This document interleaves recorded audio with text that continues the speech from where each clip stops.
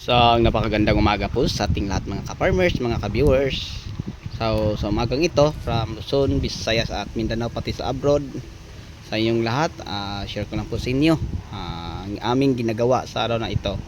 Ay nagdidilig po tayo ng tubig na pinapadaanan po sa ating sa gitna ng ating taniman.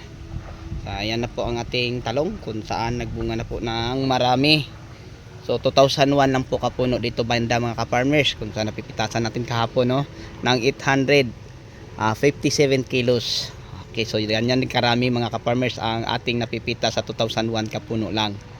Samantalang yung 4006 is 13 lang kasi matatanda na po siya, 9 months old kapin na. At ito naman ay 5 months old kapin. So ayan po. So ganito kalakas ang tubig natin.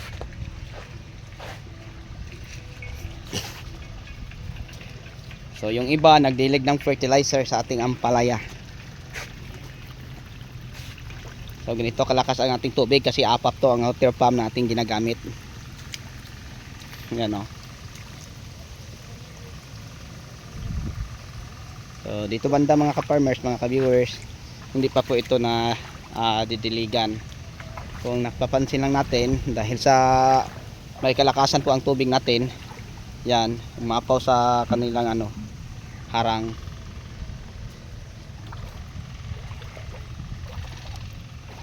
So yan po ang ating pinipitasan ng 857 kilos. Ang good, hindi kasali ang ating tinatawag ng mga baluktot at saka maliliit. Ayan. So tingnan nyo kung gaano kalakas ang ating tubig.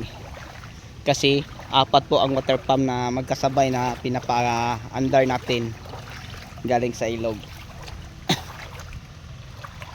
Tapos ngayon yung iba nating mga tauhan dito mga ka-farmer, share ko lang po sa inyo, ay nagdidilig po sila ng fertilizer.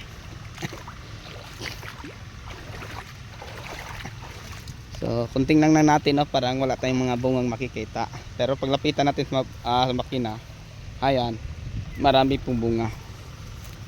Ayan tubig ganito kalakas. Kasi apat ang ating water pump Ayan na po ang ating ampalaya. Yan, sobrang init.